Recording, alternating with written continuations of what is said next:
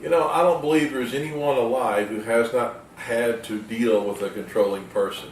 I believe every family tends to have some people in there that are controlling. Perhaps it may be one of the most frustrating things that we have to do in life is to deal with controlling people. How do you spot a controlling person? I've always said, interestingly enough, that you can go to any family function or family dinner or Thanksgiving get together. Usually the controller is the person who's wound up the most tight. What is a controlling person? What motivates them, and what should our response be?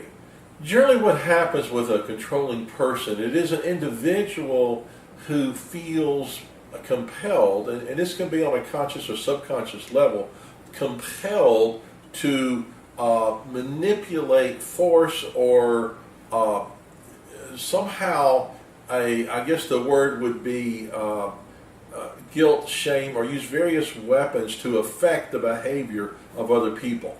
The weapons could be guilt, it could be shame. If you don't do what I want, I'll never speak to you. If you don't do like I ask you to do, I will always be ashamed of you. There's weapons. The weapons can be aggressive, as for instance the person who threatens physical violence. If you don't do what they want, the weapons could be passive aggressive. For instance, someone who says they don't say anything, but they just don't speak to you for a long period of time if you don't do what they want. Generally, things to understand is when you're dealing with a controlling person, what you're dealing with is a person who is living an external life. Well, what I mean is an externally focused person is a person who spends their life or most of their time focused on other people, focused on what other people are doing wrong, what other people should be doing, what other people ought to be doing.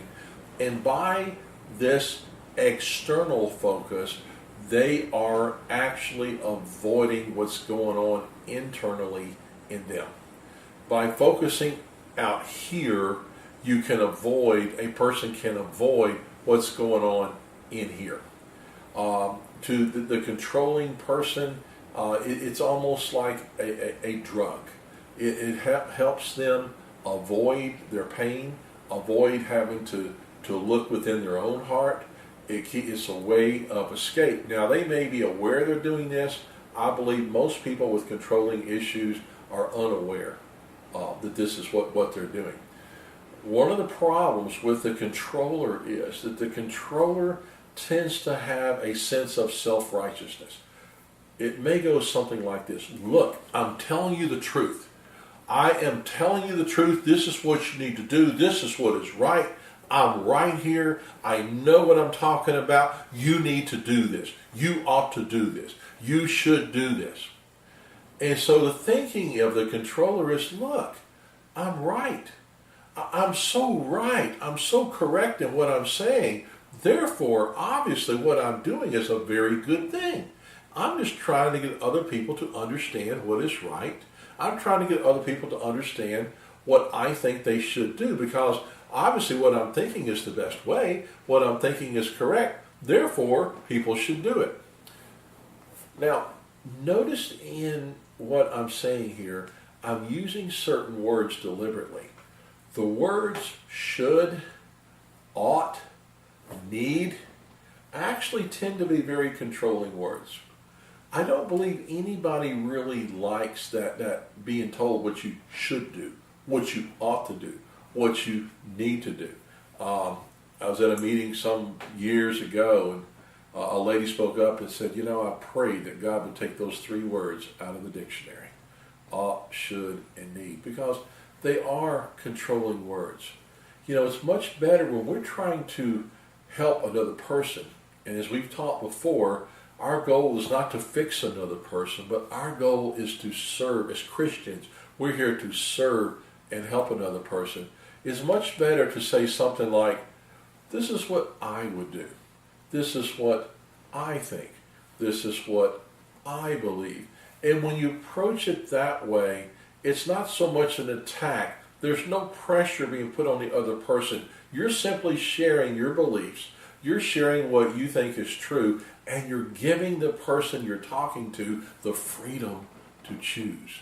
The freedom. They're not being forced. They're not being coerced. They're not being pressured. They literally have the freedom now because all you've said is, this is what I believe. And now that person that you're talking to or ministering to, they have the freedom to choose. It takes pressure off of them, and also it's very effective in counseling. One of the oldest tools that counselors use is they use the I word. This is what I believe. This is what I would do. This is what I think. The moment you get into that, this is what you should do. This is what you ought to do. This is what you need to do. I promise you, if you'll look at most people you're talking to, you'll see them immediately when they hear the words you should or you ought, it puts them in a defensive posture. Typically that you'll see the arms crossed, the legs crossed, leaning back a little bit in the defensive posture. Because when you say you should, you ought, you need, it feels like an attack. Okay? So controllers, to me, they need help. Now, we got to be careful here. Something I want to point out is if you're not careful when you're around a controlling person, you will find yourself, because of that spirit that's operating within them, you'll find yourself trying to control the controller. You'll find yourself trying to fix the controller. Let me get it straight. You cannot control the controller.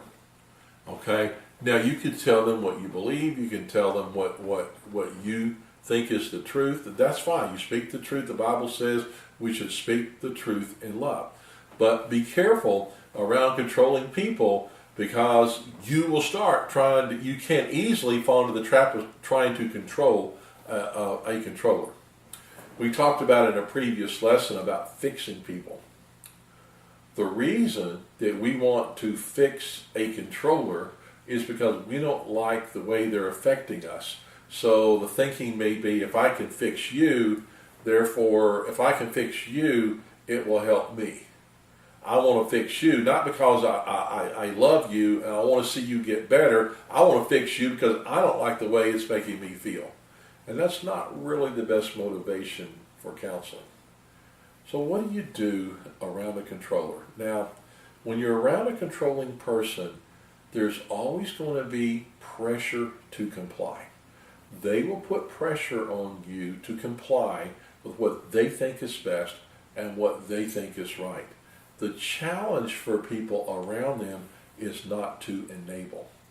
Enabling, every time you agree with the controller and you allow this and you comply with the controller's the controller's wishes, you're actually doing a form of enablement.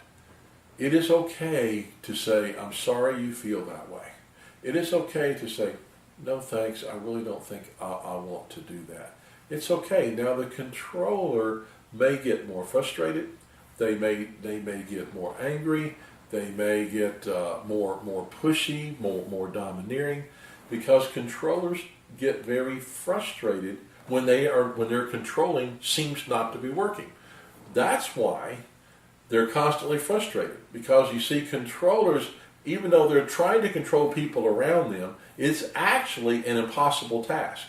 And so controllers, with their righteous words and their righteous thinking, are constantly trying to affect the behaviors of others. They're trying to control other people. It is something they cannot do, but they are determined to do, so they live a life of frustration.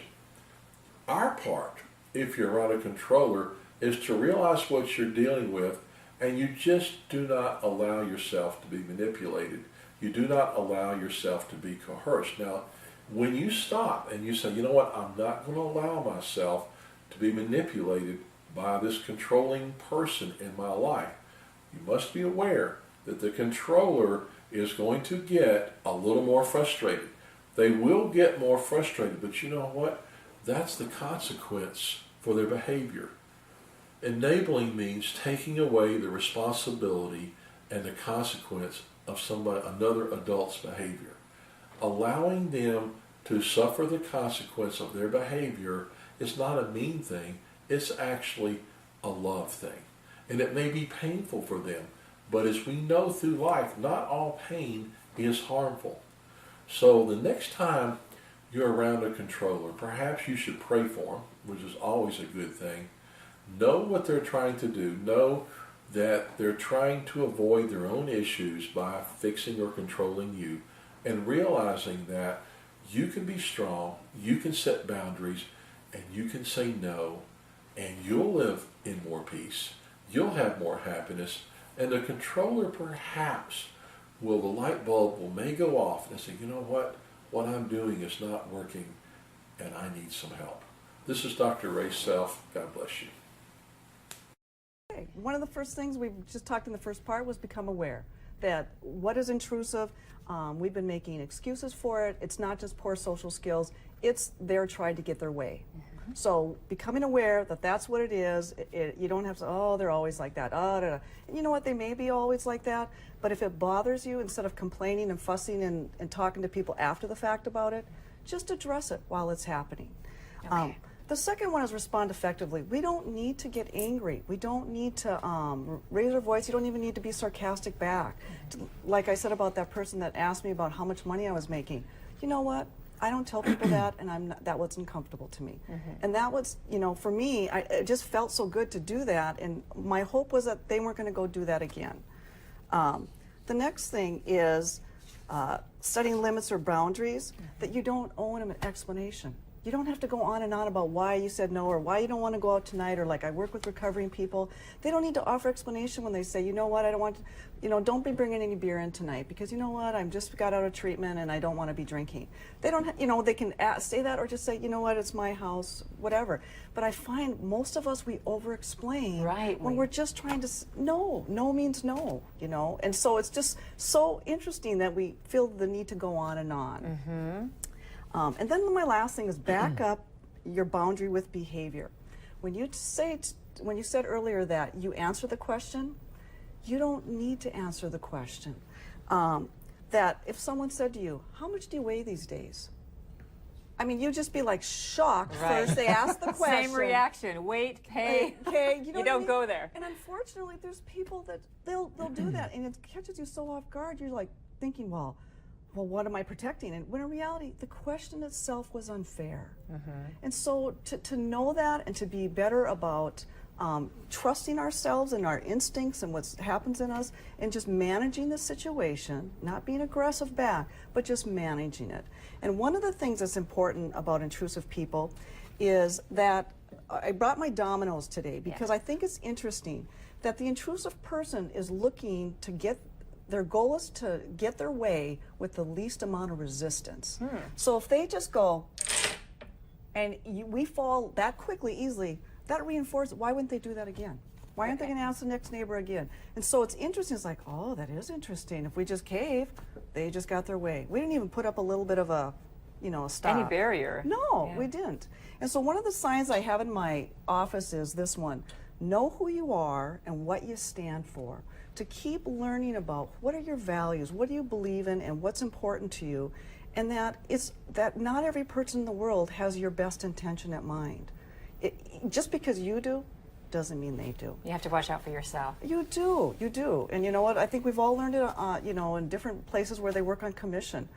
There's some really nice salespeople, and then there's people that do not let go.